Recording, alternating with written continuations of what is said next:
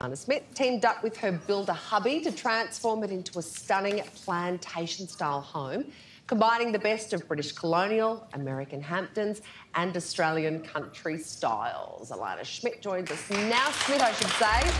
How do you see? Talk us through this home and how it began. It was a miner's cottage. What modifications have you made? We've made quite a few.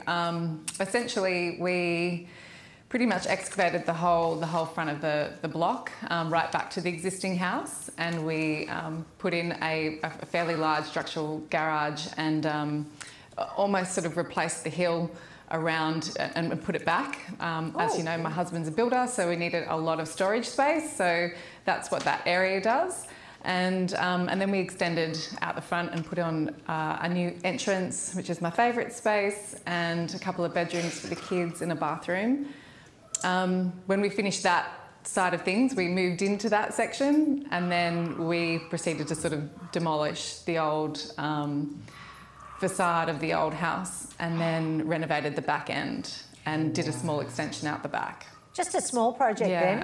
Yeah, and then it took about 2 years in total. So. And was that what your husband, the builder, is that how long he said it would take? Yeah, well, I mean, to his credit, I don't think he took the tool belt off for that entire 2 years. He worked on other projects, obviously, so it was a lot of weekend and afternoon work. I had 3 children under 3 at the time, so it was quite an interesting time. It looks incredible. You've made a really striking entrance. Why was that important to you? Yeah. Look, for me, in what I do and also in my own personal taste, I do think that a foyer or an entrance is sometimes a bit of an underrated, unthought about space. A lot of people give a lot of attention to kitchens and bathrooms, and they forget about the power and the impact that I suppose that first greeting to your home can make.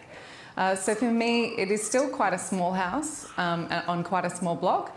But by dedicating a little bit more space, probably more than it needs, it does create the illusion of a much bigger house. I love the way that it's quite functional as well. I mean, I can sort of relate from a mother's point of view, going in and out the door with shopping bags and 3 children and school bags. It's great to have just a nice big front door without everybody sort of having to sort of be jammed through. Looking at some of the images, it's stunning. You've done a stunning job. Just the antiques that you have in your interior, it's tricky sometimes to make antiques work in a house that clearly you're trying to make seem modern. Tell me about that unique mirror that you have in the dining room there. Yes, so I do have a lot of antiques, and you're right, it is tricky. It's a bit of a balance to make them work in a modern interior. The mirror was an old Moroccan window frame that we put a mirror in, and it was intended to be a bedhead, actually. As the guys were walking past with it, because it weighs quite a lot, I sort of had them stop at the end of the dining room table, and I changed my mind and decided to hang it there, which was an interesting moment as well, as my husband had reinforced the other wall for it ready to be hung, so he wasn't too impressed. But the results,